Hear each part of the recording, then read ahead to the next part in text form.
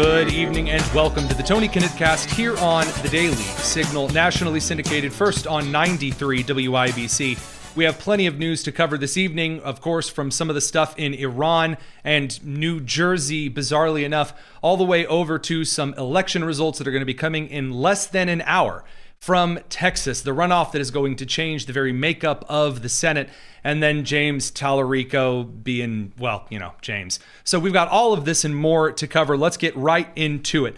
So first and foremost, and a major development, Iran's President Pezeshkian, Pez Dispenser, he has announced that the country's internet access to the World Wide Web should be reinstated. So this was early this morning. That Masoud Pezeshkian issued the order to reopen international internet access. It's the longest internet access blackout in world history. And some of the things that we are already getting from the country that's trying to push past some of the censors here and there aren't looking too good, Bob. And I don't mean for the United States. What we are seeing from the inside of the regime right now appears to be 2 to 3 factions of the IRGC that have no idea whatsoever what the other factions are doing. The parliamentary offices are not in communication with the president's office. Mojtaba Khomeini, nobody knows where he is. Nobody's seen from him. Nobody's heard from him. They tried issuing a recorded audio statement from him once to not do that because they couldn't reproduce the same voice for a second recording. Iran then said that the United States violated the ceasefire after the U.S. started targeting several mine-laying boats in the Strait of Hormuz over the weekend. So a couple of those Iranian longboats got out and started dropping off a bunch of mines, which it's estimated between 10 days and 100 days. I don't trust the analyst that said 100 days. He has no idea what he's talking about. It could take about 10 days to sweep all of the mines from the Strait of Hormuz right now. And the Iranians said, hey, right after we said we're promised we're not going to do that anymore, let's throw in a couple more. And the Navy said, hey, free target practice. All right. And so then they did. And that game of battleship, well, it sunk them pretty quick. So the Iranians got really upset about this. And as different Iranian state media outlets found out about it, it was bizarre watching them update some of the details. And there's an interesting Reuters article on this, to be quite clear. They say, quote, U.S. forces conducted strikes in southern Iran overnight. There were a couple of islands along the Strait of Hormuz that felt a little love from our wonderful naval artillery against targets including boats attempting to lay mines and missile sites. Now, the Iranian Revolutionary Guards, according to Reuters, said they reserved the right to retaliate. But they didn't. There's been a lot of claims, and I gotta put up a couple of, hang on there, homies, here on this one, claiming that they have shot down an MQ-9 Reaper drone. Now, first of all, the MQ-9 Reaper is not exactly the fastest drone that Mother turned out of the kitchen. And while I dearly love the MQ-9, it is pretty easy to hit some of these drones that are not just flown by the United States Navy. They are not just flown by the U.S. Air Force or the Army. They are flown in part by several contracting groups. Several other countries operate them in the region. I happen to know that the UAE was recently leased a couple of MQ-9s as kind of a goodwill gesture from a certain company that was paid very handsomely to rent them. There is supposedly this amazing breaking ultra footage showing an MQ-9 Reaper drone getting downed. So there you see the drone, which, by the way, the tail shape is incorrect for an MQ-9, not important. There you go. Exciting stuff. They're very thrilled about it. Now, as for kind of the broader side of things, the United States, does it appear to be getting closer to a deal? No. The reason I'm saying it doesn't actually appear to be getting close to a deal is that the final diplomatic offer, which is we're not letting up until you turn over the nuclear material, was crossed over the weekend. And Iran said no immediately. And so that was pretty much it. So everyone and your brother took to Twitter, took to the various social media platforms and said, hey, look at all the details of this deal. We have leaks, and more leaks. Again, look at all these leaks. And apparently, Obama dressed up as Donald Trump and delivered JCPOA 3.0, the JCPOA inning.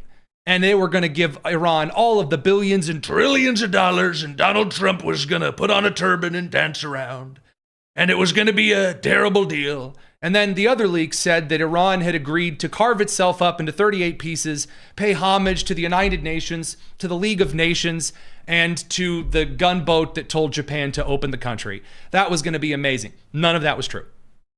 None of it was true. The Iranians have realized they have no monies. And if they have no monies, they cannot pay not just the IRGC, but they cannot continue to power all of their various buildings and resources and whatnot. They don't have the capacity to do so. And patience is wearing a little bit thin. So what does this mean? Where are we going? Well, the United States Navy has, through Central Command, announced that there is going to be some movement from the trade side of some ships through the Strait of Hormuz to various non-Iranian ports that may or may not be given certain naval escorts. Iran is claiming that they are escorting a bunch of ships through the Strait of Hormuz, but nope. Yeah, we have this stuff called satellite footage and transponders that are supposed to blink very brightly. Hey, I am this guy. And yeah, no, there haven't been Iranian ships moving through the blockade like Han Solo. That's absolutely not happening here. What can you expect?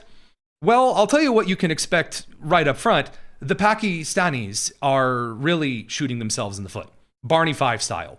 And there's not going to be Andy to pull them out of it. The Pakistani foreign defense minister announced that they're not going to be part of any joint agreement if the Israelis are part of the joint agreement. But the Iranians are saying they're not going to be part of any joint agreement unless Israel stops beating the ever-living out of the Hezbollah terrorists in southern Lebanon. So Pakistan doesn't want Israel in it at all, according to their defense minister. Iran wants Israel a part of the agreement. What does this mean? At some point, there's going to have to be a coalition that goes in and seizes the Strait of Hormuz. Now, as an American, seizing waterways is very, to me, and I love watching the United States Navy get into a little landscaping and flatten any mountain range along the coastline. But it will have to come soon. Now, that brings us over to the Cuba and New Jersey nonsense, because there's also a lot of fighting that's going on outside of Delaney Hall. You may remember Delaney Hall as an immigration customs enforcement facility where Representative LaMonica McIver impersonated the Kool-Aid Man. You can see her in the bright red suit, just a little bit short of, oh yeah, body slamming her way through federal law enforcement. That would be assault, by the way. Yeah, good, exciting things. Well, over the weekend, according to the World Socialist website, again, very, very, very exciting left-wing news sources here. Immigration Customs Enforcement was arresting and dragging protesters and beating them, and they're starving. This is America, God bleep it. Yeah, I gotta be quite clear with you. When the international network footage of the protest outside of Delaney Hall is some skinny dude digging up part of the street to build himself a little cinder block wall, which anytime the left starts building a wall, I get a good chuckle out of that one. But alas, anyway, here's Bob the Builder. Stunning, brave, digging up lovely little landscaping edge blocks there. Why? Because he's going to go build a little super duper stone barrier, Marx's little Minecraft player, to try to prevent individuals from entering and leaving the complex. Now, lest you get antsy here, I'm excited to tell you that it got knocked over in about 5.5 seconds. And the reason it got knocked over in about 5.5 seconds is because ICE decided that it was time to introduce everyone to a little seasoning, by which I mean pepper spray. Now, this wasn't before Senator Andy Kim decided he had not been on camera enough. I know, poor guy. He does his rootin' tootin' best. Senator Andy Kim, of course, a Democrat, he gets out there and he tries to talk to all of the people, and he says, everyone, stop blocking traffic because you're going to get messed up. And all of the leftist protesters promptly said, No. Radio crew, we're going to send you over to the commercial. I'm going to play some of this. It's really great timing because now Allison doesn't have to dump all of the bad words. It's on FCC air. It's the Tony Kinnett cast. We'll pick you guys up on the live stream in a minute. Okay, viewer discretion is advised. Some of these unemployed individuals have rather salty sailor mouths. So I just ask that we can be able to work to be able to open up a path here for these vehicles. I ask that you do not engage with the vehicles. I will go back here and visual ID each and every one of them. Oh, great. I love it. I love it so much already. So here we have Andy Kim, the not angry eyes Cory Booker. So he's a Democrat from New Jersey. He gets out there and goes, "Attention, everyone. I'm here from corporate, and I said, can we please form a single file line? The ants to go marching one by one. I will stand here, and I will check the ID," as though ICE is going to stand there and go, "Hold on, guys. Senator Andy Kim is the bouncer for this event. We got to get out of the way. We got to give him our IDs so we can hold the UV light up to him or something." Incredible. Okay? Windows down. But I'm asking you, I'm trusting you, do not engage, do not throw, do not engage in that type of way. That will just make matters worse. I love the way that these senators talk to these protesters. There's only one or two ways they talk to them. Or I guess three. There's the third option that we're not going to mention beyond this is they just ignore them and pretend they don't exist. So like Chuck Schumer, just la la la la la all the way to the car. Number two, you have this goober who talks to them as though they're watching Miss Rachel, the other Marxist, like toddler time programming gal. And this is the letter R for riot. And everyone's just amazed and that kind of stuff, you know, that kind of a thing. And then the third way is that they're one of the actual rioters themselves, like LaMonica, oh yeah, MacGyver. So he gives them the whole, you know, pitch here. And the crowd says, no, they're there to riot. They're not going to stop rioting because some dude in a suit starts reenacting an HR scene from The Office. Opportunity here, okay? I know. I'm trying. Yeah. Okay. Okay, everyone?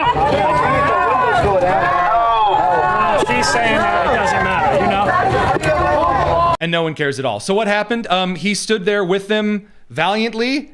And after their hunger and labor strikes, just again, I like that it's a labor strike, as though anyone was missing them from their place of employment to begin with. But anyway, they also had a hunger strike. Because again, also, that'll show them someone who doesn't like you is going to stand outside and not eat. Judging by the physical description of a few of these individuals, I'd say not really a bad thing, Steve. But anyway, after he, Captain Bullhorn stands out there yelling for a while, he eventually gets acquainted with pepper spray and pepper balls, really. So paintballs filled with a little Fort Benning seasoning get thrown onto the ground because, again, people start doing really stupid things like, crashing into the police. Here was the Fox report on that, by the way. Here's where they were getting a little rough and tussle tumble with the cops. This is McAdams. She's live right now outside Delaney Hall in Newark, New Jersey, where those protesters there, Lexus, have been facing off with some of the ICE agents. What's happening?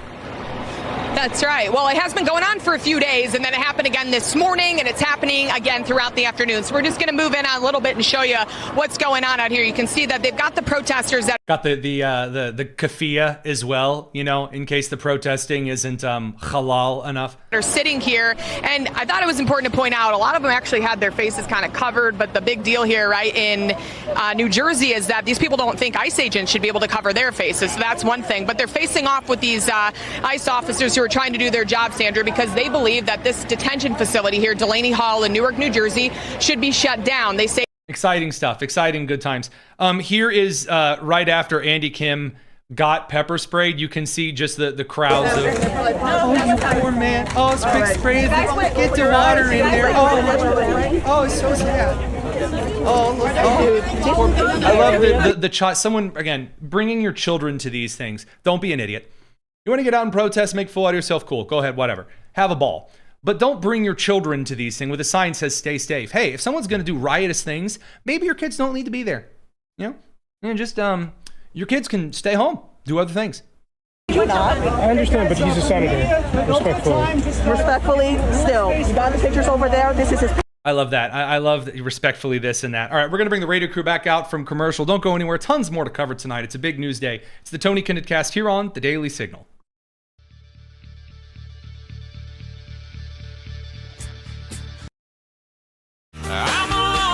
This is the Tony Kinnett Cast on 93 WIBC. Welcome back to the Tony Kinnett Cast here on The Daily Signal, nationally syndicated first on 93 WIBC. More from the New Jersey, one other clip actually, because Jake Tapper, host of The Lead on CNN, did bring on Andy Kim to tell his harrowing tale of smelling something a little spicy in the air after, again, standing in the middle of vehicles, standing in the middle of the way so that vehicles could not leave from the ICE facilities. And so here's that interview, I believe from today, if not, I don't think it was from yesterday, but here's Jake Tapper and Andy Kim. Were you directly pepper sprayed? Were you directly hit by any pepper spray projectiles? What exactly happened? Yeah, so I tried my best to get between the ICE agents and the crowd. He did. For the record, he absolutely did get in the way. And then when they said, hey, move out of the way, he stood there like a moron.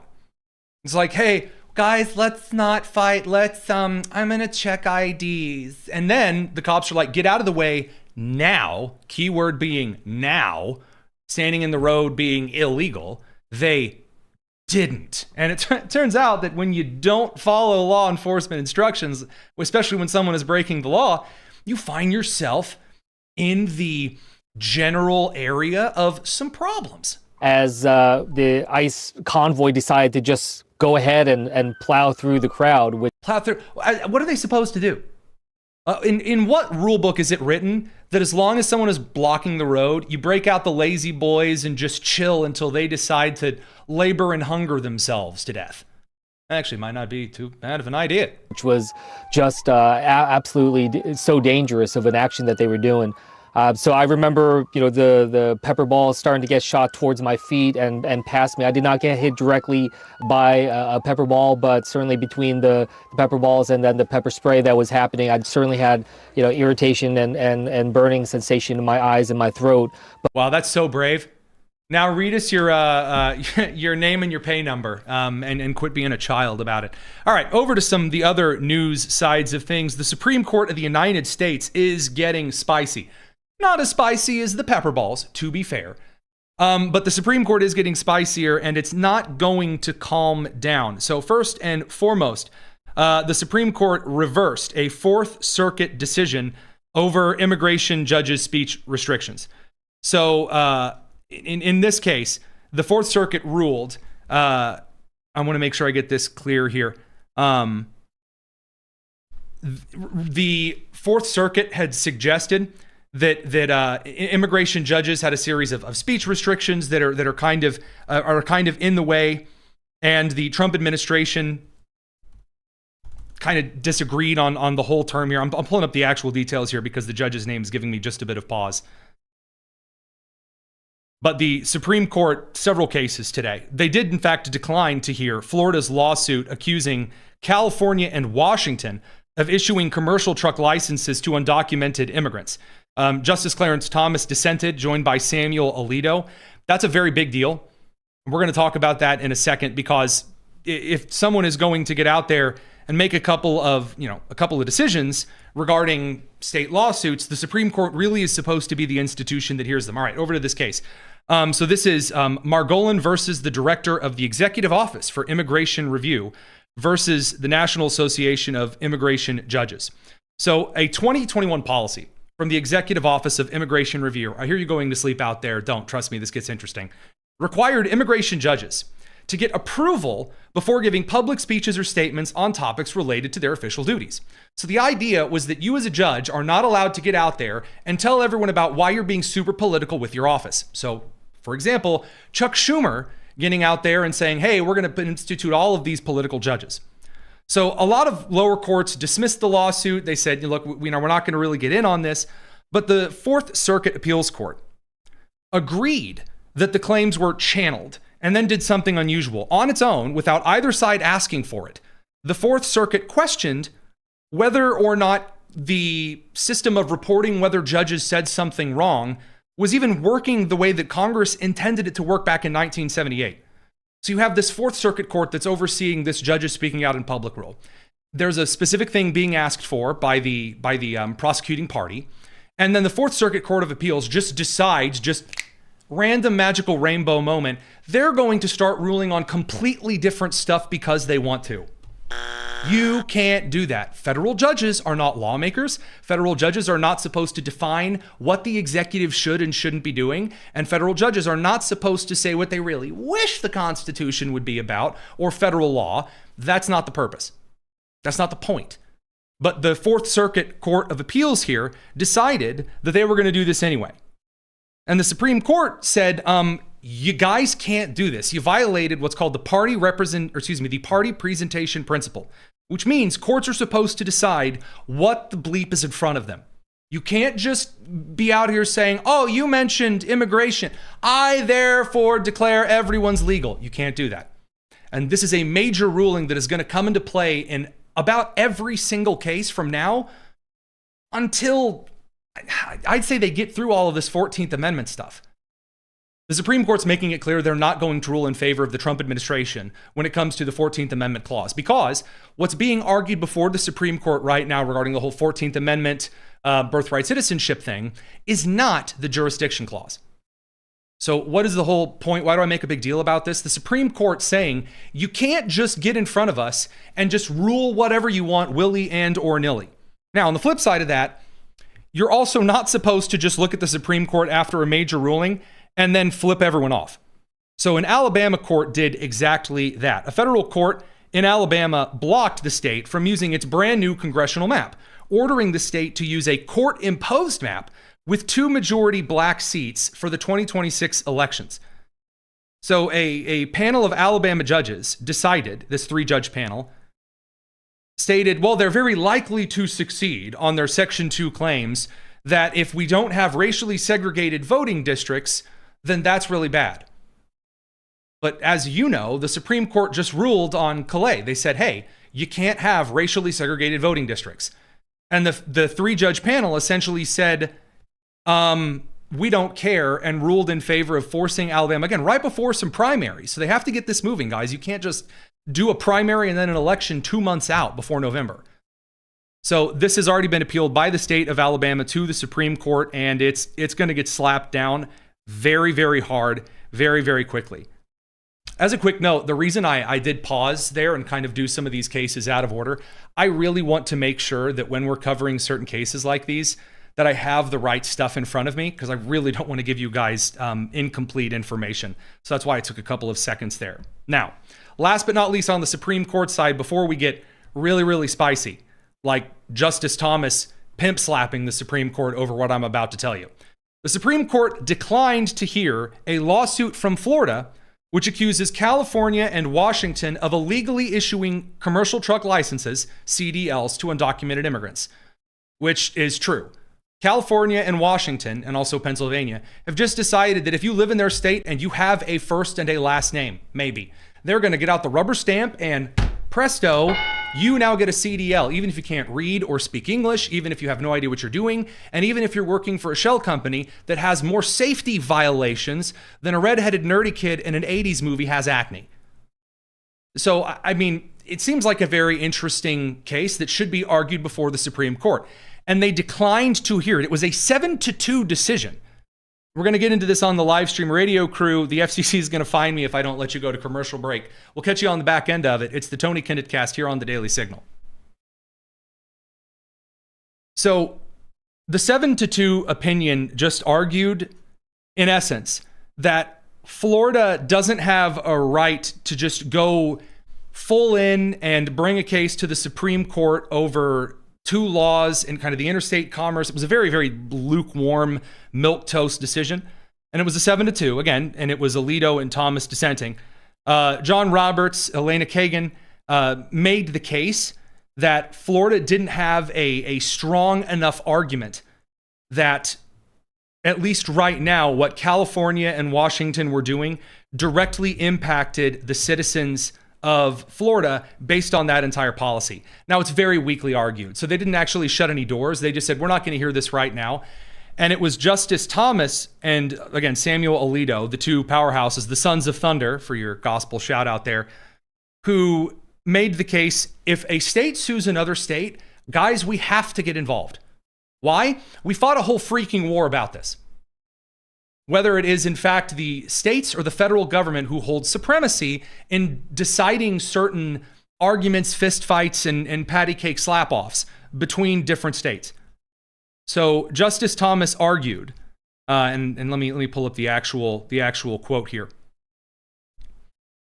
Justice Thomas said, the state of Florida moved for leave to file a complaint against Washington and California for defying federal law by providing commercial driver's licenses to illegal aliens who cannot read English. The result of this practice, Florida alleges, is the disturbing phenomenon of illegal alien truck drivers causing fatal accidents on the road. I respectfully dissent from the court's denial of Florida's motion because we cannot refuse to hear suits between states. He's correct. Because if the Supreme Court is not hearing lawsuits from states, who's hearing these lawsuits? Are the 2 or 3 states going to pick some third, Supreme Court of a different state to hear this lawsuit? I don't know the answer here. Precedent's not entirely clear. There are supposed to be a series of constitutional provisions that prevent states from harming other states based on their policy. And for a long time, this wasn't an issue because there were a series of common sense understandings that we had where you don't give driver's licenses of big, fast-moving vehicles to people who don't speak the language. But Florida and California decided to do so anyway. So it's going to be interesting to see over the next couple of months how Florida probably rewrites this lawsuit to make something more specific along the lines of damages. I don't think this is over in any way, shape, or form. Thomas, joined by Alito, said Florida has nowhere else to bring its case. There you go. I don't believe that Florida can actually argue the case anywhere else. And I didn't see anything, again, Justice Amy Coney Barrett, of her many flaws, believes that constitutional provisions can change over time, but also didn't believe that perhaps the Supreme Court needs to intervene in this case because the technology and the actionable damages one state can cause on another could in fact change over time. It's an interesting question of the jurisdiction of a state and its Supreme Court on its own state constitution and laws that we're going to have to hit here pretty soon. Now, this brings us over to kind of the last big thing here is the radio crews almost coming back in. This all has to do with a major look from the Trump administration on fraud, and not just on fraud, but on the Treasury Department looking at fraud on behalf of other countries, or just directly intervening on behalf of enemy powers against the United States. The best part about this next segment is that the idiots who decided to make these decisions did so in my personally favorite way, which is they wrote it all down and recorded it on video. So don't go anywhere. We have a lot more to cover tonight. It's the Tony Kinnett Cast here on The Daily Signal.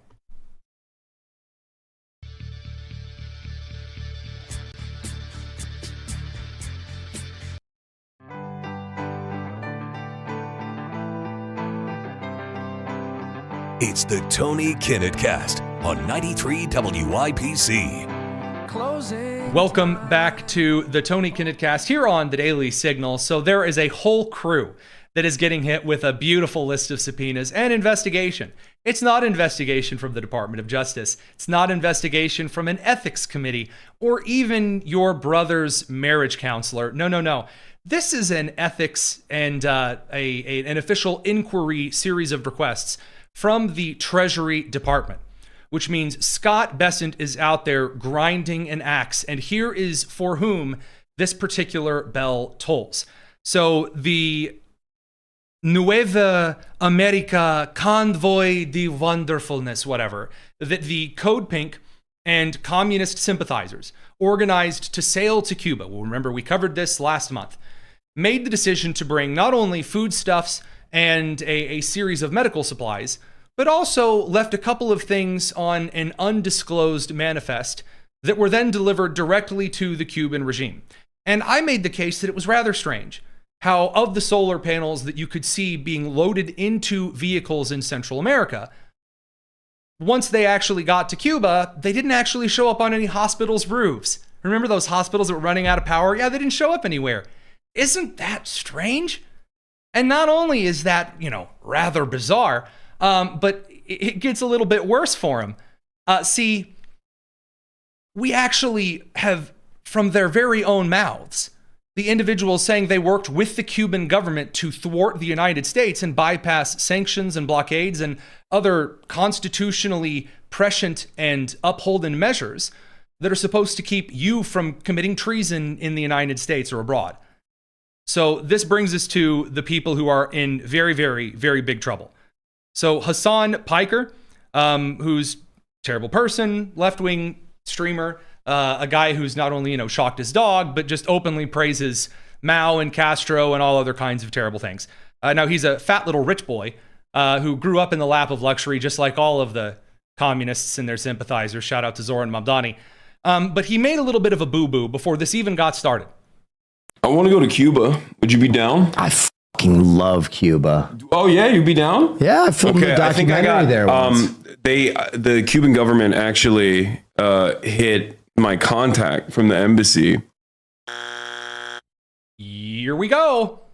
The Treasury Department is looking into saying, hey, did you do any foreign requests against the United States? Did a foreign government reach out to you and say, hello, comrade, please be bringing of the foodstuffs and also all of these equipment and maybe weapon, who knows? Bring it to my comrades in the Havana, Cuba. And then Hasan Piker's like, gee, okay, sure.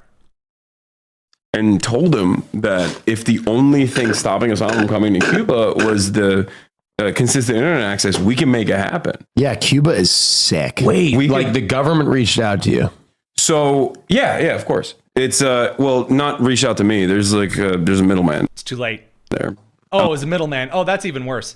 My man, you are violating what the kids would call laws. Because I had a doctor from Cuba. Cuba does this thing called medical missions.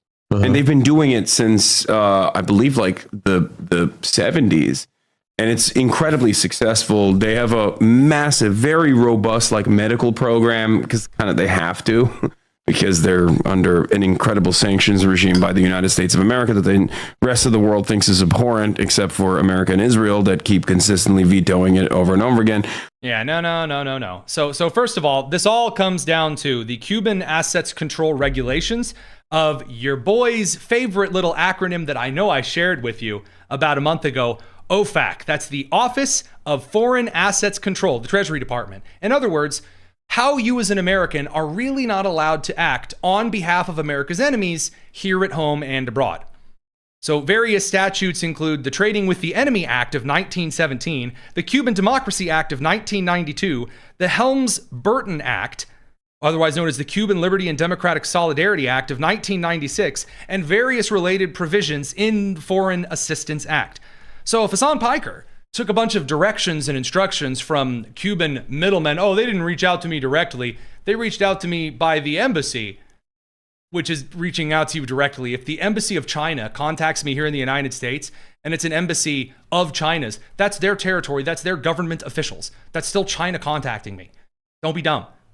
When there were individuals from the Qatari government who invited me to come on an all-expenses influencer trip of wonder, when I sent back a middle finger emoji, it was to the Qatari government. Isn't that cool? Kind of crazy. Neat stuff, huh? So let's get into this a little bit more here. He had another boo-boo because these fools can never just shove their own foot in their mouth once. I think that ultimately the target is probably Singham and his operation from PSL to Answer Coalition to CodePink, anything that he has ever financed. And why does this matter? Well, our dear pal Singham over here lives in China. He lives in China. He has been directly tied to and has admitted to in several places and times working for the Chinese Communist Party. And he funds a series of United States-based endeavors, including CodePink. And of course, we've talked about that group repeatedly. The United States government is coming down on all of these various prop-up organizations that are funded by individuals like Singham, who is a Chinese front piece. And it's not new. It's been around for a while, but it's obviously it's held through regardless because it's ridiculous, right? It's totally fucking Incredible. Sorry about the bleep there, Allison. So he's very, very, very upset that the United States is, going after some of these Chinese cutouts. The freakouts are the best, though.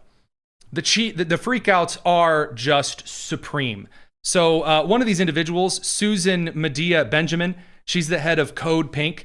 She's just losing it because, again, when they start asking questions here, Susan and Hasan are facing very, very serious, very real jail time. This is not an ethics committee investigation. This is not a little DOJ hop, skip, and a jump. This is the real deal. She knows it. Keep sending food and medicines, and we've been sending every 2 weeks. We've been sending thousands of pounds of medicines and food, and keep collecting donations from Cuba. We have. That's illegal. You can't collect donations from a foreign. I, as a person here in the United States, let's say that no. As here at the Daily Signal, we cannot accept donations without telling the IRS or the Treasury or the State Department from any foreign country at all. Period. And for example, there is a trip that I am very well considering heading over to Hungary here in the next couple of years to speak to a group of conservatives over there. And if in case in point that they offer to cover my flight over there, that will be publicly disclosed and reported to the State Department.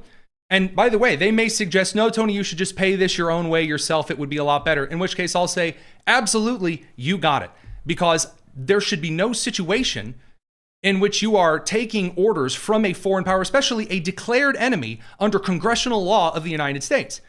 And what she's saying here matters because she has already made a significant bad, stinky choice. Another 2,500 pounds of food that we're sending next Saturday.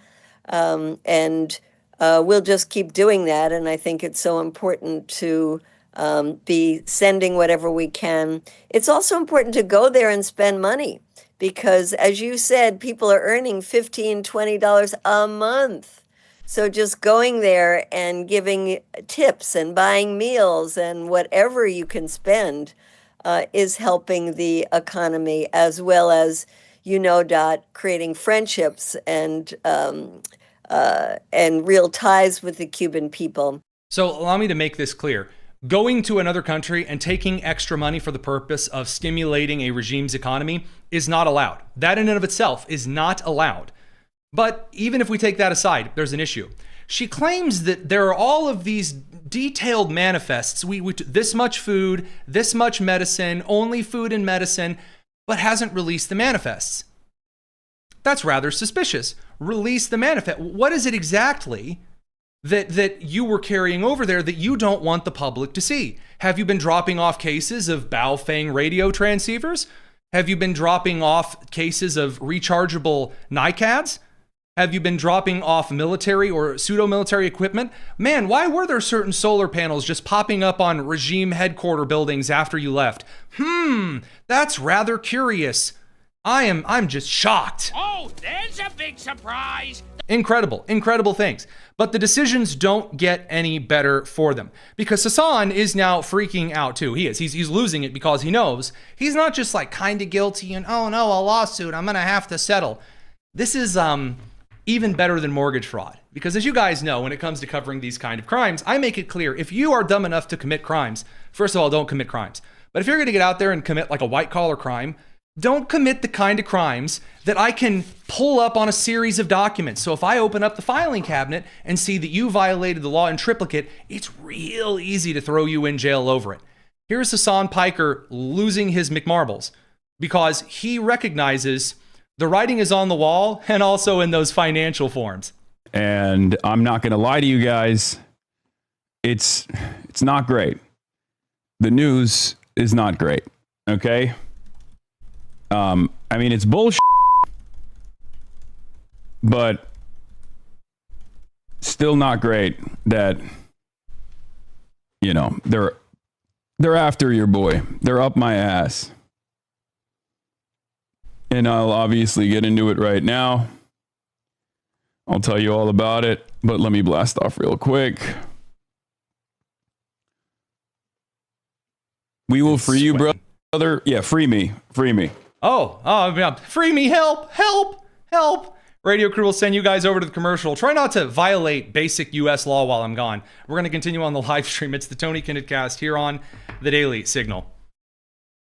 All right, boys and girls, allow us to move on to a little bit of the other news while the radio crew is away. Is a very quick live stream kind of question and answer thing here, real quick.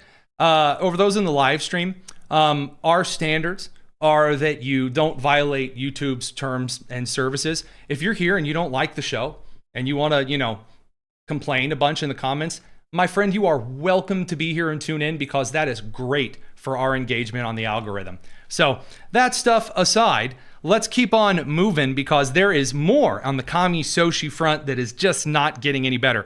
Zoran Mamdani has announced he's going to lower the rent for some of the poorest New Yorkers. Well, how is he going to do this? The mayor announced today that New Yorkers who are considered extremely low income, in other words, if you're making below $50,880 for a family of four, will now only pay a quarter of their income on rent, down from 30% on city-subsidized apartments. How is he going to do this? Because there's not exactly a ton of city-owned apartments just ready to go. And it's not like building permits allow people in New York to just start building everywhere. In fact, New York City makes it wildly difficult to add homes that people can rent and buy. So Zoran Mamdani has announced he's got a brand new plan to just shift property ownership from the landlords to the community. That's right, Zoran Mamdani through nonprofits. Nope. Is, gonna confiscate, buy out gonna take all of these things from landlords in the city. Oh boy. Through our new citywide campaign, Fix the City, we will focus on the worst landlords in New York City. When necessary, we will take aggressive legal action to remove negligent owners and property managers. And for buildings that have suffered chronic neglect, we will work to transfer ownership to responsible stewards. Oh, we're going to confiscate property, are we? Wow. Get the Soviet choir warming up there. Oh, this always goes well.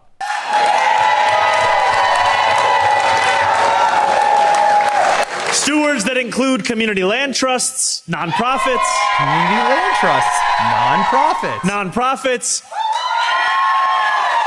or even the tenants themselves. Oh, my comrade will seize the means of residential. It'll be great. It'll be amazing. It has never worked before in history, but this time, Zoran Mamdani, look at him. He's very good. He wears the communist. He wears all the buttons, the peacoat, and he says, hello, comrade. It's good to see you. Hey, just excellent decision, New York City. Stellar stuff. Truly, if you were going to make a list of the worst decisions and play them out for the American people right before the midterm, this is the way to do it.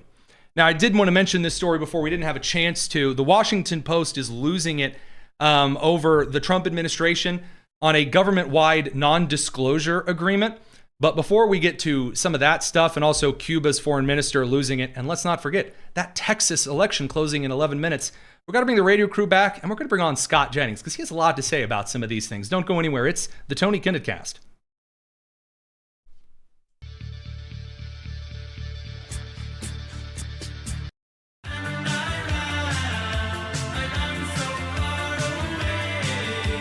This is the Tony Kinnett Cast on 93 WIBC. Friend, always on the move, Scott Jennings. You know him from Salem. You know him from his excellent coverage on network TV. Scott, great to see you again. Good to see you, Tony. Thanks for having me. Always. Well, let's dive right in. The biggest story that maybe some of us in the broadcasting field of things might find very, very interesting is the subpoenas sent over to the CodePink lady, to Hasan Piker. A lot of things regarding this Cuba situation. Give us your take just kind of on the 10,000-foot perspective. Well, thank goodness. And it's about time is what I think. You have these people, this group, CodePink. First of all, I'm pretty sure we found out months ago They're bankrolled by the communist Chinese. That's number one. And now you have them out here trying to subvert the will of the U.S. government as it relates to our foreign enemy, Cuba, just 90 miles off of our coast. And this Piker character, same thing. So I think this is finally happening. Thank goodness we're taking, people to task who are out here breaking U.S. laws, allegedly, and trying to subvert the will of the U.S. government. It's a good thing that we're cracking down on this. You can't. But by the way, these aren't the only people. I mean, we had Josiah, that Congresswoman, the other day, saying she was working with foreign enemies to try to subvert U.S. sanctions. A little light on treason. Cuba. What are you going to do? Wait. And so why do you have U.S. citizens working with hostile foreign adversaries to subvert U.S. law and the will of U.S. foreign policy? It's crazy, so they need to be investigated. And people like Piker need to learn, yes, there are consequences for your actions. I saw him on his stream the other day. He sounded a little freaked out to find out that, yes, there are consequences to actions. And I think investigating this and getting to the bottom of it sends a message to people. You just can't run around and do anything you want to do when it comes to, breaking U.S. law and stuff like this. I think there's a weird attitude that a lot in the kind of streamer media have taken upon themselves, and those who spend way too much time with streamer media, where they think they can just get away with anything and act like any way they want because that's what gets social media clicks. And it's really out of touch with the American voter. And we saw this, of course, in Kentucky, obviously, of course, your stomping grounds, with the primary in Kentucky's 4th, but really in a lot of primaries across the country, voters have seemed a little dissatisfied with the streamer focused style approach to things. What do you think? Well, I agree with you. And I think it's possible in politics to spend too much time online. Of course, we're all online. We're all using social media and X and everything else for our sort of news algorithms and stuff. But it is possible to spend too much time on there and to get lost in it and to forget that it is not the real world. Politicians find this out all the time. These streamers are now about to find it out. It's not the real world. And I think sometimes people get lost in there and they forget that the laws of gravity, the laws of politics, and the actual laws do in fact apply to you too. Just because you don't think they apply inside these online bubbles, they actually apply out in the real world. There is gravity, there is political gravity, and there are actual U.S. codes that, yes, you do have to follow. So, look, if you want to be the mayor of some online bubble, go ahead. That doesn't necessarily guarantee you're going to be U.S. congressman or senator or mayor of anything else. Although we do see more representatives and senators trying to do the hip streaming thing by assaulting federal law enforcement in New Jersey, whether it's LaMonica McIver or in New Jersey as a result of the senator getting pepper sprayed over the weekend. What's wrong with New Jersey, man? My goodness. Yeah, I know. Well, there's this, I think the left and the Democratic Party is afflicted with these people who have been captured by this performative politics, people who increasingly believe they have to do sort of crazy theater kid type antics in order to get the attention to be deemed a worthy or useful Democrat by the radical crowd. I mean, it's all this performative stuff. You've seen it time and again. Sitting members of Congress, candidates, the most performative radicals tend to get the most traction. I ultimately think this kind of stuff is going to limit them, the upside they might have in the midterms. If you think, well, historically, Democrats should do well, that's true historically. But historically, the party out of power hasn't been so crazy and so captured, by such a radical, base that the Democrats are. You see it manifesting itself in some of this performative hijinks. And so it may, when we look back in November, I don't know who's going to win the midterms, but I know Democrats are going to have a problem because some of the people they're nominating spend more time doing crap like this online than they do talking to, real people who don't live their lives online. They live their lives in the real world. So speaking of this real world, obviously our job, again, your broadcasting job, my broadcasting job, at least most days of the week, is to try to take all of this festering political bathwater and translate it to real Americans who don't steep in it all day. And some are a little more out of touch in the broadcasting world than others. I wanted to get your take on this. I didn't even have this on my notes, but it came across my screen just now, and I'll regret not asking you. Disney has decided to declare that The View, the ladies of The View, that they consider it news, like in their category of politotainment. They say it's news to the FCC. Oh, please tell me you have something for this. Well, this is actually an important deal because if you claim to be what is called a bona fide news program, that is a term of art. Bona fide news program, that gives you the license to basically interview anybody you want, including interview everybody from the Democratic Party and nobody from the Republican Party. That is why they are doing this. They're claiming to be news so they don't have to play fairly. And if you look at what The View does and you look at who they interview, same for late night, by the way, this is how they're able to get away with ignoring the Republican Party and ignoring conservatives by saying, well, we're just covering the news and these people are all newsmakers. Does anybody watch The View and think they're getting the news? I mean, you're closer to being checked into an insane asylum than you are getting the news from The View. But that's the reason they're doing this. It has to do with the fact that ABC is a broadcaster. This is an FCC issue. And I think Brendan Carr is right to actually just ask a question. Does anybody believe this is actually a bona fide news program? If it is the poorest bona fide news program, given the amount of time they have to correct themselves and say patently outrageous false things on the air. Absolutely well put. And where you will never get outrageously false things on the air is on the Scott Jennings Show. It's on Salem, 1 to 3 p.m. Eastern. And then, of course, on CNN, the man, the myth, the legend. Scott, always love having you on. Thanks, Tony. Good to talk to you, brother. All right, radio crew, it is unfortunately that time of the evening. We have a little bit of media news to cover. And then in just 3 minutes, the Texas primaries close and we get to see if John Cornyn is going to squeak out a miracle. Ken Paxton, of course, we've got statements from James Tallarico. Radio crew, we love you. We'll see you guys tomorrow. It's the Tony Kinnett Cast here on the Daily Signal, first on 93 WIBC. All right, they're now clear, so we can continue unabated. Scott Jennings, you heard him mention the ladies of The View. I know a lot of you are not looking forward to endless ladies of The View shenanigans all the time. I understand. It is, according to Disney, the news that a lot of as we're talking about the demographics, there are different groups that pay attention to different sources. So, for example, routinely mocked for, I would say, very little reason, but the elderly in the country, which would constitute those in the baby boomer generation, also Generation X, they're routinely mocked. Some in Generation X. Don't hurt me. You can't really define a term like elderly. Those inexperienced of age, whatever. They're constantly mocked for tuning into often Fox News. And I find that really bizarre because why would you mock a group for it is who they just tune into? The media you consume is very, very important, but just like going after in general is kind of weird. Ladies on the left, and that means ladies from the young-ish, I'd say about 25 and up, maybe 30 and up, all the way to the older ladies on the left, routinely, religiously consume The View as a primary news source. And so when they're making arguments, when they're making claims, after all, I want to hear some of this news. You know, maybe I'm wrong.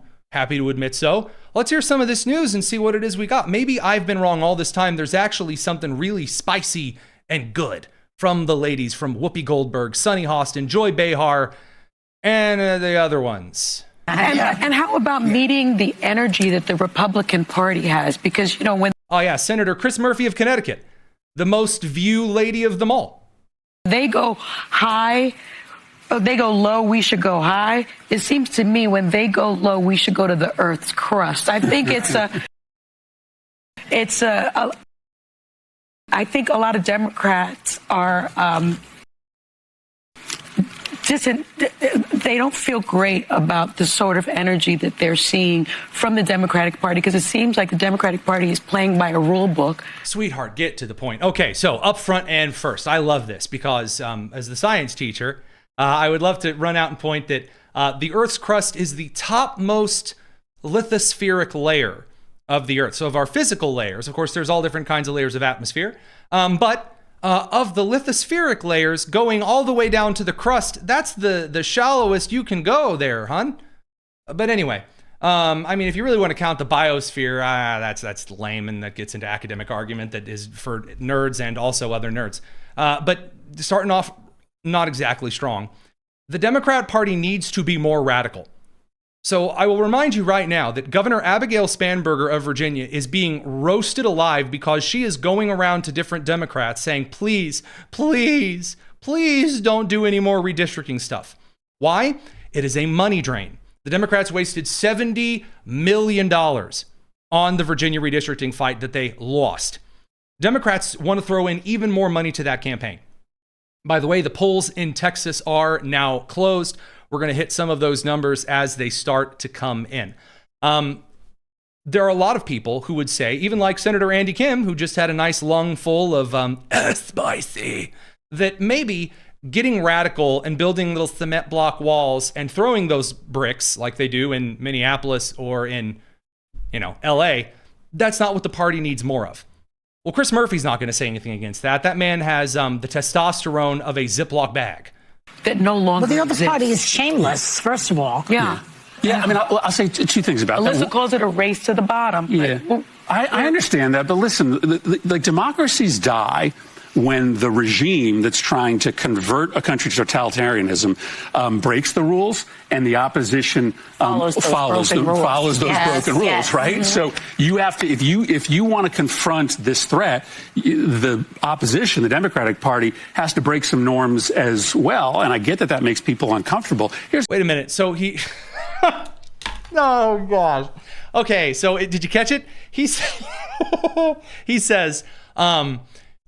democracies die when the authoritarian fascistes, Hitler, whatever, I'm not Graham Plattner, the Nazi from Maine, when the authoritarians, they start breaking the norms and the rules, and then the other side breaks the rules and the norms. And he then follows that by saying, so what we need to do is break the rules and the norms. I mean... that's just real. Good job, sweetie. That's Senator Chris Murphy of Connecticut, ladies and gentlemen. The other thing, he tells a story, right, about who's screwing you, and it's a false story, right? He talks about immigrants and Muslims and gay kids. Right. But there is a story, a true story about who is screwing the American people, right? And it's these technology companies that don't care about your kids, right? Best of luck. Best of luck. I mean, again, after the Trump administration succeeded despite big tech, him turning around and then shoving big tech like they shoved independents into the arms of a lot of the right, and shoving the Bill Clinton Democrats into the arms of the right, shoving big tech also into the arms of the right, that ain't going to go over so well. It's these massive corporations like Walmart that are emptying out good jobs from our communities, replacing them with part-time work. The Supreme Court. So let's tell a story. The Supreme Court, the #1 organization and corporation ever. Incredible. Best of luck with that, sweetie.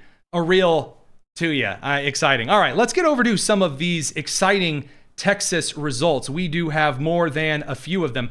As we are going into this evening, the runoff election, it is between none other than Ken Paxton and John Cornyn. You can see in the little right-hand side of the screen. Yeah, that's right. Have a little live election ticker here there for you. 3% in. Ken Paxton is up 31,598 to 7% in now.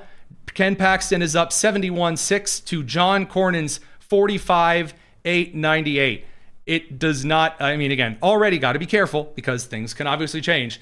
That is not the kind of start that you are looking for if you are current incumbent Senator John Cornyn facing off against Senator Ken Paxton, Attorney General Ken Paxton. All right, let's get into some of the details on these particular candidates because we're getting into the signal, the sirens, the wee woo moments as they are. Fox gave a pretty decent overview today. I don't say that was surprise. I mean, Fox does a pretty stellar overview on a lot of these things. Check it out. Here we go. Cornyn versus Paxton. And the reason why you have this runoff is because of what happened on the 3rd of March, all right? Here were the results. Really good race between the two men at the top, but neither achieved 50%. Cornyn edged out Paxton by 26,000 votes. So what is left? Representative Wes Hunt, good friend of the show, got 13.5%. He came out and supported Ken Paxton afterward. Trump supported Ken Paxton afterward. It's going to be very, very, very difficult for John Cornyn to get out there and win all of those votes. Now, for a while, Donald Trump stayed out of it. He stayed out of it. He said, I'm got a couple of guys there really wish that John Cornyn would talk about the Save America Act. I think it's very good. And if he would only just be a little more than a worthless lump, then perhaps he would have a good opportunity to win an election. And instead, what we saw was the goofy goober brigade come in from a lot of the technocrats and establishment in the party. And they did. You saw Bill Cassidy throw his toys on the ground after coming in third in Louisiana. Just real struggle there. Now over to this election, John Cornyn's making his case.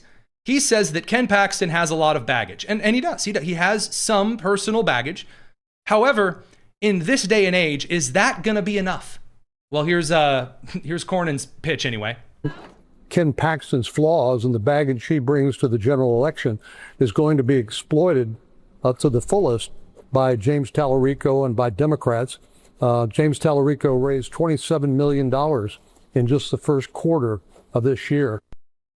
So he's making the case that because James Tallarico exists and he's raised money, we've never seen a Democrat Senate candidate raise money before. Certainly Beto O'Rourke.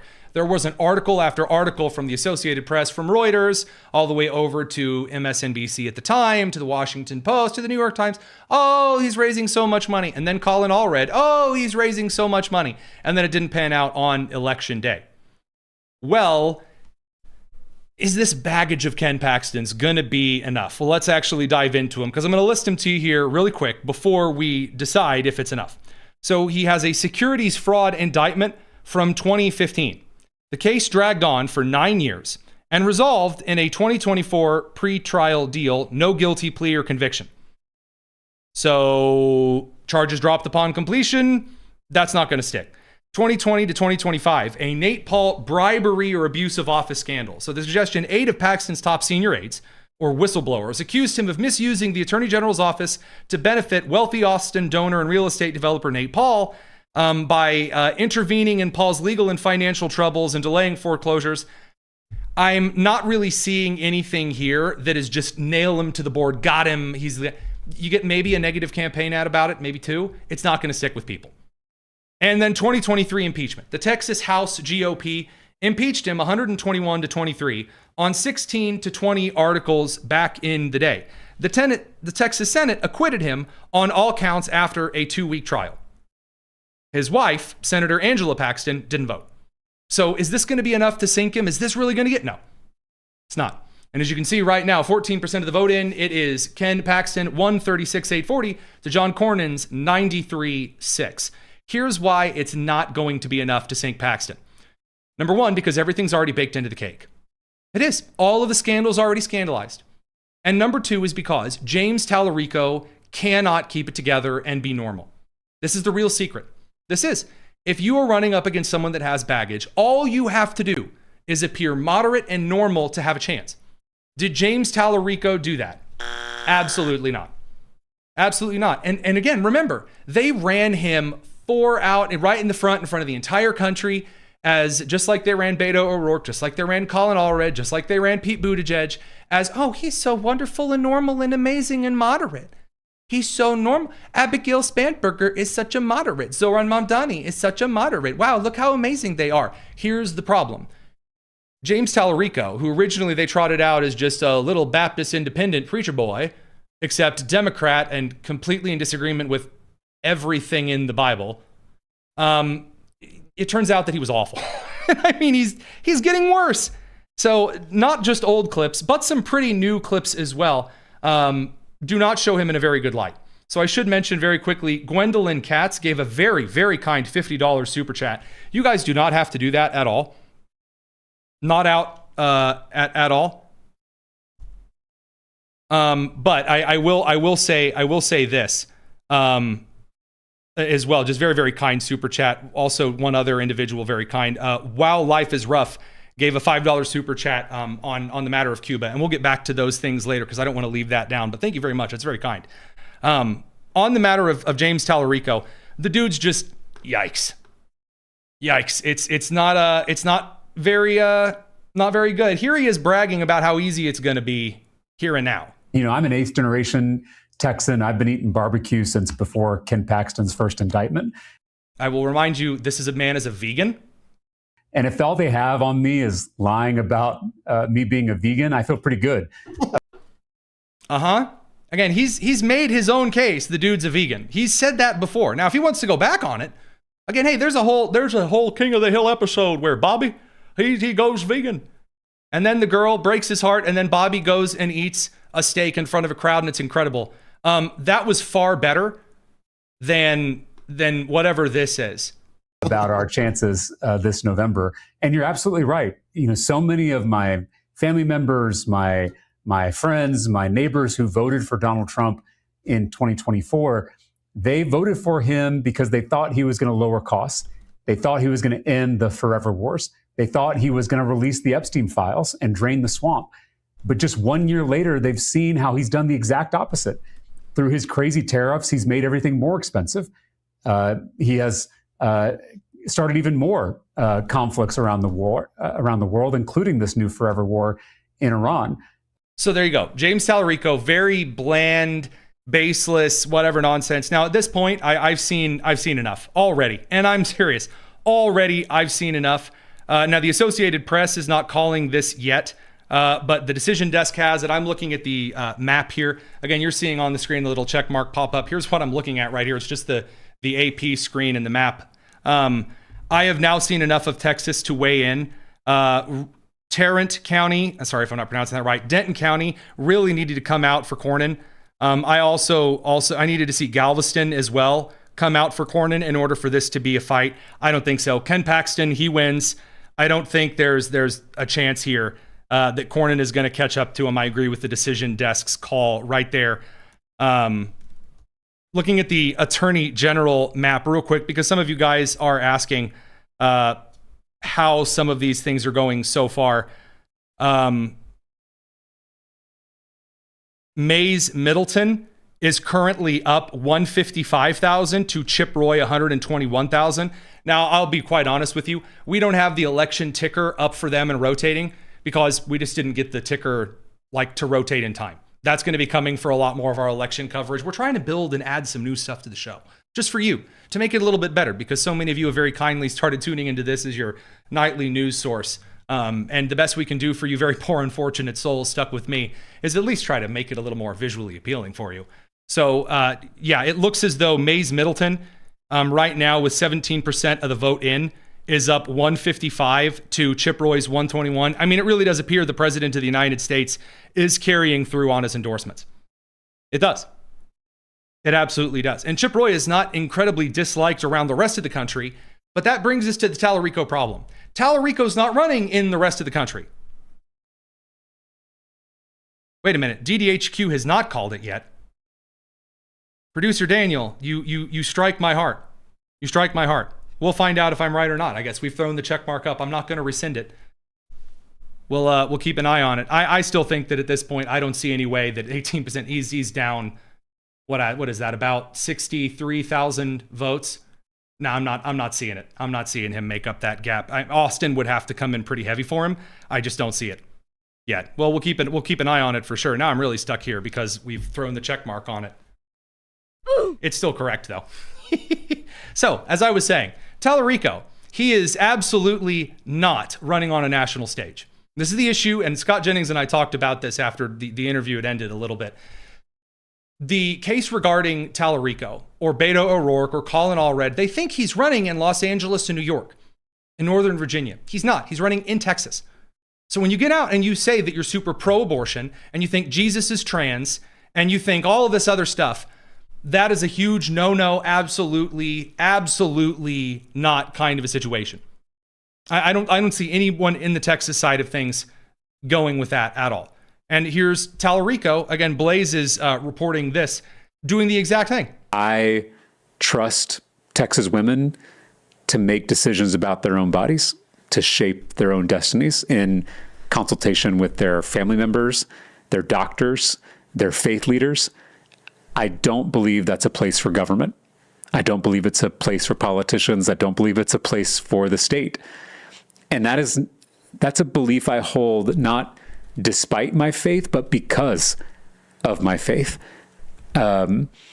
Jesus never talks about abortion. The Bible is silent on abortion. It's not, by the way. Again, the book of Jeremiah, several other passages make it clear that the Lord believes you are a person far before you come out of your mother's birth canal. Before you were knitted together in the womb, I knew you, as the book of Jeremiah puts it.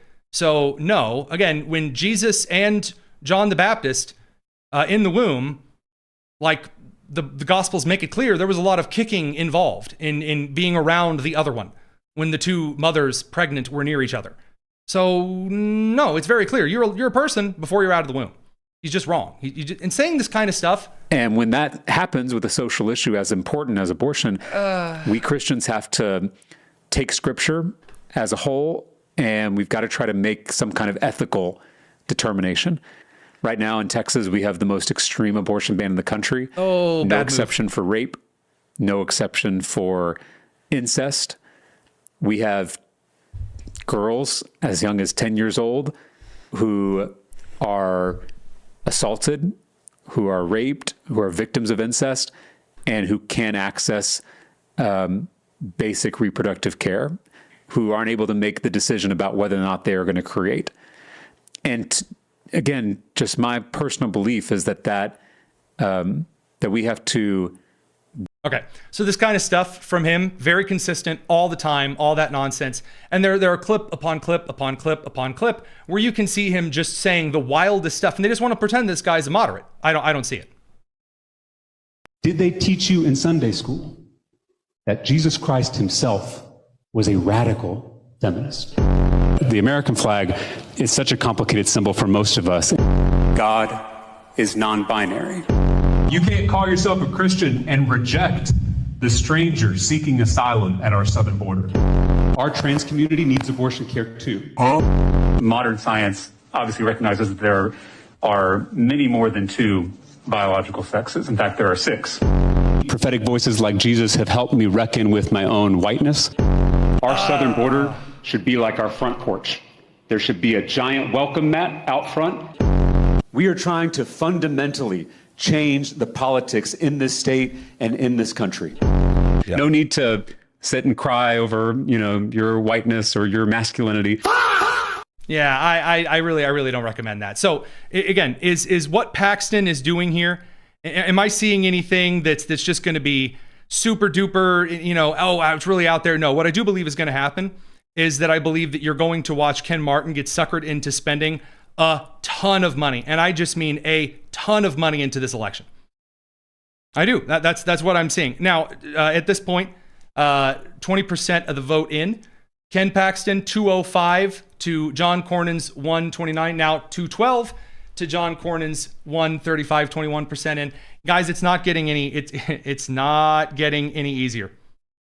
to get any easier of a road. Now, on the Attorney General election side, real quick here, with 21% of the votes counted, it's Mays Middleton at 188 to Chip Roy's 149. So again, we'll see. Rather bizarre, strange stuff there. We're going to pivot out, go to an interview with Stephen Kent here on the Tony Kinnett Cast. We'll be back and get into some of the other post-election stuff. Don't go anywhere. We go over to Stephen Kent of Geeky Stoics and the Consumer Choice Center. Great to see. It's been a while. You've been gallivanting around the European continent and getting involved in all other kinds of shenanigans I've seen. Yes, sir. You know how I roll. Well, let's ask if you've rolled through for a little what you watching. Tell me about this Mandalorian movie, Mandalorian and Grogu, whatever. Is it good? Is it garbage? Have you seen it? What's the take? Well, it's been a while since you and I have had a what you watching conversation and talked a little pop culture. So, I'll get you up to speed.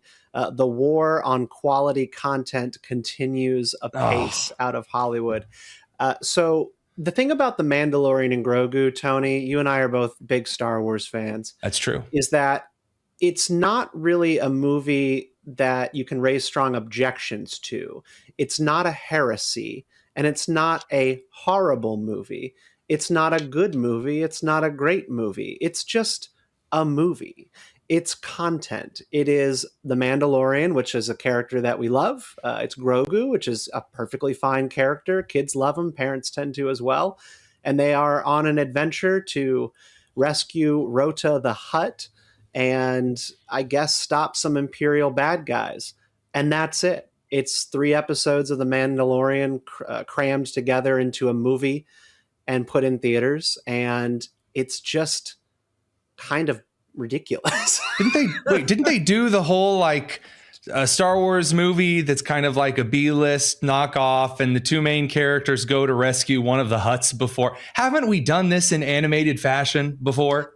There was an episode of the animated Clone Wars series in which Rhoda the Hutt was kidnapped, and this is Rhoda the Hutt, meaning Jabba's little baby son, and he was kidnapped by mobsters and rescued by the Jedi during the Clone Wars when Rhoda the Hutt was an infant. And so what we have now is Rhoda was taken by traffickers or people who pirate other creatures for putting them in fighting rings, and Rhoda the Hutt is raised to be a combat fighter, a gladiatorial combat fighter. And here's the thing, Tony, it's voiced by Jeremy Allen White, who, if you're not familiar with Jeremy Allen White, plays the lead in a show called The Bear, a cooking show. It's really, really good. Jeremy Allen White is a fantastic actor. And they had him voice Rhoda the Hutt, and they didn't alter the voice. It just sounds like a guy from Ohio, a white guy from Ohio coming out of the body of a hut, a giant slug, Jabba the Hutt's family. They don't even have him speaking Huttese, Tony. They have him speaking Galactic Basic in an Ohio accent. The pain. I mean, just unnecessary. I wanted to juxtapose it with this because it's getting the same kind of ratings online. It's just, it exists, right? Like it's a movie. It's there. It's kind of slop, but like it's refined slop. It's slop with a nice coat of polish maybe over it. I saw the same thing about the second Super Mario Brothers movie, and we went to go and see that, and I was just so unimpressed. Some of the things, the little bits and details, the little key jangling moments were okay, but just the overall plot of the movie was non-existent. It was just content, and I'm embarrassed that I spent money on it. And it sounds like Grogu and the Mandalorian, or the Mandalorian and Grogu Electric Boogaloo. It's the same thing. It's the same thing. Again, it's not a heresy and it's not necessarily a bad movie. You can take your toddlers to it and they will enjoy it. And if you are somebody who just likes to see Star Wars characters running around in crudely animated 3D and CGI environments, then I think you'll enjoy this movie. Again, it doesn't break any major rules of Star Wars. It's just slop. And it's kind of sad because this is, so far, it's breaking that $100 million threshold of a successful movie by Hollywood standards. It's going to make back its budget because this was one of the smallest budget Star Wars films to date. But this is the worst box office weekend for a Star Wars movie ever. So what they have done is tried to frame this as a success because it made back its money. But Star Wars has never seen as such a low energy weekend coming back. I will say I went and saw it with my daughter because my daughter and I have watched every Star Wars movie that has come out since The Force Awakens in theaters together. And it was a fine family experience, but we're both going to forget everything about this movie within a couple of weeks, and so will your audience. I mean, I feel a lot of the same, that we with the family going to see the Mario movie, it was more about the family than it was about the movie, which is good. I mean, that's a good thing. Do we see any kind of independent content or something kind of off the beaten track that's captivating people right now? Or are we kind of in that spring into summer lull? Well, I'll tell you, I am most excited coming out in theaters about this movie called Pressure. So there's a Brendan Fraser film that drops on May 29th. My boy. In which Brendan Fraser will be playing Dwight Eisenhower during the D-Day invasion and the lead up to June 6th, 1944. And this movie, for all those not aware of it, is not just another D-Day movie. It is specifically focused on the weather forecasting element that went into making D-Day a success and the incredible roll of the dice that the Allied command was making on the weather cooperating on that day. And so I happen to be going on an anniversary trip with my wife on May 29th, who is a meteorologist and atmospheric scientist, and I'm a World War II guy. And this movie was practically made in a lab for both of us to enjoy. That sounds awesome. I mean, I'm excited for The Mummy 4. I mean, obviously, I've been a big Brendan Fraser fan for a while. After all, he's a Hoosier. Yeah. He's great. He waved the green flag at the 500. So excellent stuff there. Well, all right, there you go. That's a pretty good little suggestion there. Stephen Kent, Geeky Stoics, also Consumer Choice Center. Thanks for dropping by for A little what you're watching. Hopefully things get a bit sunnier for the movie sphere. Always great to see you, Tony. All right, so let's talk very briefly here about some of the other updates on the Texas stuff. So Ken Paxton, 364,475 to John Cornyn's 222,361. 36% of the vote is in. Again, kind of looking at the map here, I am not seeing what I needed. It seems the only county so far that is turning out heavily in favor of incumbent Senator John Cornyn is Dallas County.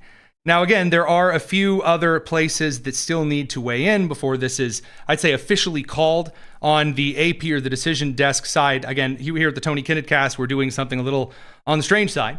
And there's no way I think that he can climb up this over 100 and currently 142,000 vote deficit.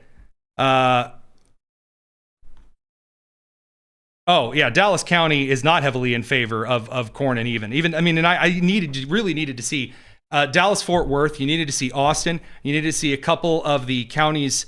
I would argue closer to kind of the Texarkana area.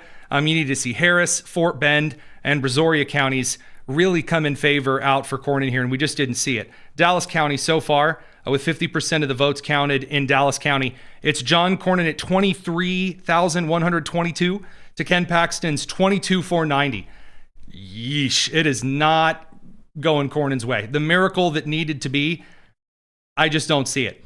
Now on the Attorney General side for the state, because we're also keeping track of that one, and then we'll read some of the other kind of updates here while we're following this one for the official AP and DDHQ calls. On the Attorney General primary for Republicans, Mays Middleton. She has 334,000 votes to Chip Roy's 247,000 votes. So it's a slightly closer election there, but it's not doing her too many favors. I mean, it's almost a 200,000 vote lead at this point for Ken Paxton over John Cornyn, 414,000 to 248,000. It's not getting any better. That's 62.5% to 37.5%. It's not going well at 40% of the vote counted for the Cornyn team. Now, here's a little bit from Paxton going in so far. Here he was yesterday, kind of weighing in on the election over on the media side. Did they? We actually pull up the right clip there and not just James Tallarico. I think we should have this one ready to load. I've been asking every voter, whether it's one voter or thousands, what has John accomplished that's good for the state of Texas or the country? And you know what? No one's ever had an answer. Instead, we have to look to some of the bad things where he fought Trump on the border wall. He did not want the border wall. Now, supposedly in his new campaign, he's for it. But for the last couple of decades, he's been against it. He's pushed amnesty. He helped Joe Biden basically pass the most restrictive Second Amendment bill in maybe decades. So Not wrong. Now, sorry, I do want to make a quick correction there. Mace Middleton, that's a dude. Sorry about that. I don't know why my brain decided to shut off and then turn back on for a second. I apologize. And again, to be clear, you don't see the counter for those candidates. I don't usually follow state attorney general elections very closely, just to be very, very upfront with you there. But yes, Mace Middleton, dude. Sorry, not she. I apologize. But not a bad argument from Paxton. Again, not crazy, not out there, not throwing a lot of, fisticuffs, that kind of a thing. I'm not seeing anything so far that suggests that Paxton is going to be, a ton of crazy unelectableness. I'm not seeing that going forward. I'm not. I really am not seeing anything that's keeping him away. Harry Enton's got kind of a different view on the polling and the numbers. I'll go ahead and show this polling clip here. Although, choice for Texas Senate, you got Tallarico here at 44%. And then look at here, Ken Paxton, a Republican in Texas. The best he can do at this point is averaging 40% of the vote. I mean, I was looking at all the polling I could find. This is the best that a Democrat for Senate has been polling since like 2002. That is a very long time ago. When you have to go all the way back since I was in middle school, you know that the Democrat in this particular case is polling well in Texas. Okay. So again, just to be clear up front here, I think that what we've seen over the last couple of years is a Senate candidate, when they get in the primary, No one really cares. Once they get into the general election cycle, I just don't see Tallarico surging ahead. Just don't see it. Again, Tallarico has to not be crazy and not say insane things that are not, against those in Texas, the Lone Star State's values. He can't do it. Tallarico is going to get out there and endorse abortion. He's going to get out there and endorse trans. He's going to get out there and try to tell you Jesus is in support of a bunch of really stupid things that people in Texas don't agree with. And I think that's likely to fool kind of the Ken Martin crew at the DNC to spending a ton of money. Now, again, a lot of you are asking me to weigh in on whether I prefer the Mace Middleton versus Chip Roy election. Guys, I'm sorry. I don't necessarily care a whole ton about either of them. I don't think that Chip Roy is a super duper rhino. I think that he's picked some okay fights and some silly fights. I know absolutely nothing about Mace Middleton. I'm saying there was an interview he did, I guess, with Benny Johnson. Go check out that interview. Not one of mine. State attorneys general are not my big priority for coverage in a lot of state elections. And again, for those of you who are looking for that, I'm sorry. I can't offer you something that, I'm not, all in for on that kind of a thing. And I agree with one of the comments there from, of course, Texas Honey. You can't pull something that hasn't happened. I agree. All of those, well, this person would be more likely to pull well against this person would be more likely to pull well against. Until the primary is done and everyone is like, all right, this is who we're going for. I just don't see the polls there being rock solid. I don't see that kind of stuff there. So anyway, that side of things, we'll do just a little bit of the old mail time. On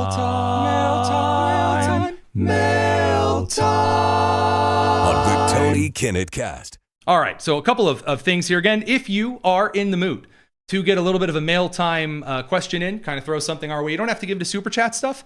Instead, you can, of course, head down to our description. There's a Discord link. You can throw things our way over in the mail time channel there. That's the best place to get those to us. So that said, I do want to dive into a couple of these mail time questions. So from While Life is Rough, again, a very kind $5 super chat, said, remember when the squad went to Cuba, including AOC and other women? Yes, I do remember that. And I think that you're going to see a lot of investigations into Congresswomen over the next couple of years. The Cuban foreign minister is very mad at Rubio in the United States. I just doubt that's going to play very well over the next couple of months. I don't know what it is the Dem Socias really think they're going to achieve with this. But anyway, here's the Cuban foreign minister. He's very grumpy. Secretary Rubio made a video last week where he spoke to the Cuban people directly. And he said the real reason for your suffering right now is because the Cuban regime has plundered all of your country's resources. What's your response to that? The Secretary of State is one of the main masterminds behind the military threat against Cuba, the energy blockade, the complete blockade on fuel supplies to Cuba.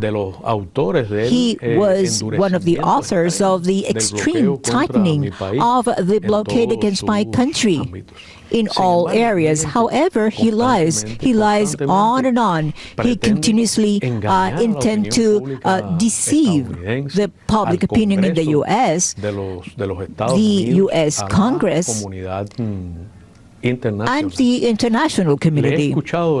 I have heard him say very often that the blockade, that is, the energy blockade, does not exist. This message has been incorporated as an unfortunate act. Okay, so the Cubans are very mad. The Cuban regime is very, very mad at the Department of State. If Scott Bessent goes kind of around back and cleans up a lot of activities here on the home front, and again, whether we look at ethics committee violations and things over on the House side, or whether we're looking at, again, the Office of Foreign Asset, when we're looking at some of the individuals who took resources to the Cuban regime on behalf of the Cuban government. Yeah, I'm not seeing anything so far that suggests that's not going to be an easily accomplished thing in the next couple of months. On the election side of things, it's just not slowing down. Ken Paxton is just winning and winning handily. So right now, 43% of the vote in. It's Ken Paxton at 441,000 to John Cornyn's 262,000. I mean, when you're up just almost 200,000 votes on your opponent in this kind of a primary, I'm not seeing a huge path forward. I'm also not seeing anything that suggests if it was super duper ultra extremely close, I'm not seeing something that's going to suggest a bunch of Texans aren't going to come out to prevent James Tallarico from getting into office. People from Texas, from the Lone Star State, are absolutely not going to, put up with the weird, silly, transgendery nonsense of James Tallarico. Now, Mace Middleton is almost at 400,000 votes. He's at 398. That's 57% of the vote, compared to Chip Roy at 298,000. That's a little closer. Again, I just don't see the momentum being made up. When you're down 100,000 votes and 42% of the vote is in, you're going to need a serious Maricopa County in the middle of the night kind of a situation. I'm just not seeing it. I'm just not seeing it for either of them. There are a couple of other comments that I wanted to address, very quickly. We are still obviously waiting on El Paso. But on this particular matter of some of the mail time questions, one from Sandy asking me to kind of keep an eye on like Disney Cruise Lines, very kind $20 super chat, by the way, saying that the FBI had pulled 27 for, operating in regard to child pornography. There are a couple of things that I've been told from the inside of the Department of Justice to be looking for on a series of indictments related to child abuse, but I don't want to get too into the weeds on those yet before we actually have some of those indictments, like on an organizational level. So that said and aside, Tony, what is it going to take you to start taking the betting markets seriously? Betting markets can be tipped very, very quickly. And I think that often they don't do as good a job at predicting as they are projected or they're bragged to do. I'm just not seeing anything like things start going a certain way on call sheet, and that's just the end all be all. I don't think so. I think that's a little bit silly and can get some people in kind of a rough spot. So there's my answer to you there. Again, kind of another state election question here. What do you think about as far as Indiana, Diego Morales? What do I think about that guy in the Indiana Secretary of State race? Do I think he's going to win in convention? No. I think that Secretary of State Diego Morales has quite a few issues, and he thought that no one would care if he got involved in some of those issues. And he dug his own grave for that, and it's his own darn fault.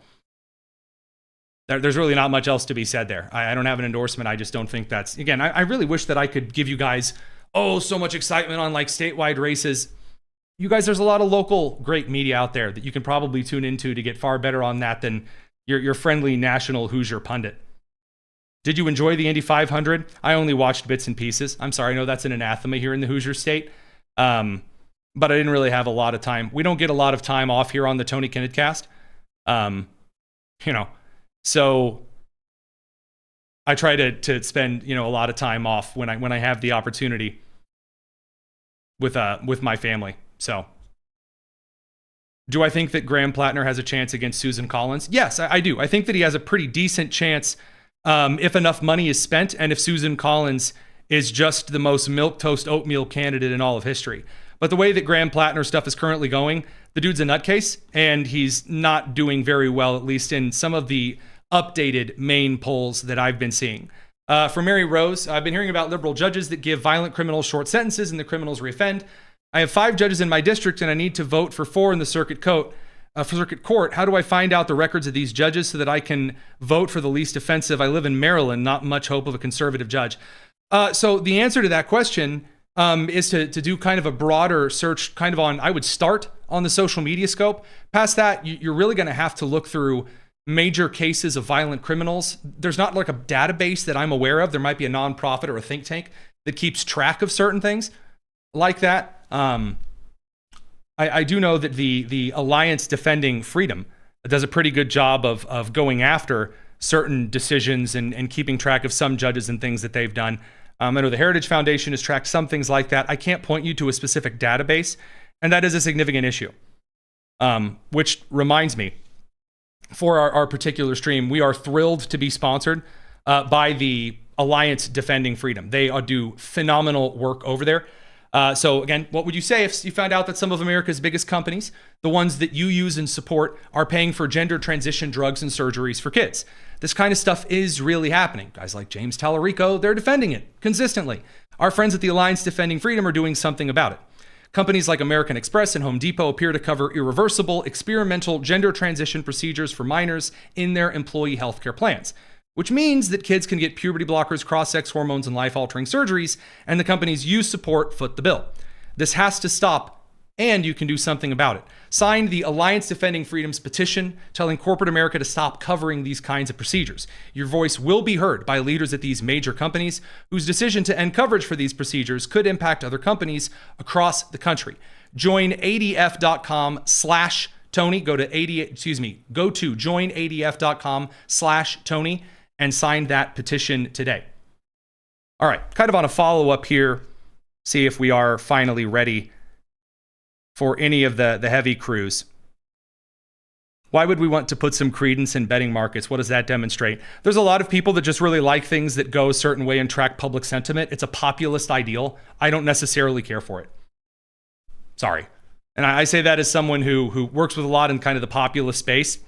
I just really don't, I'm just really not seeing anything that's, I'm not seeing anything that suggests that their views, they're voting with their money. Again, I know a lot of you guys really support, it's not for me. I think there are better ways to kind of track sentiment. It's a useful thing, but is it like the be all end all? Probably not. All right, last little update. And I'm sorry, I know that AP hasn't called it. I know the Decision Desk hasn't officially called it. I'm calling it. I'm sorry, I'm calling it. I'm just, the odds that we're going to see El Paso come out really heavily for John Cornyn. Nope. I mean, it would have to be pretty substantial. It would have to be wildly substantial.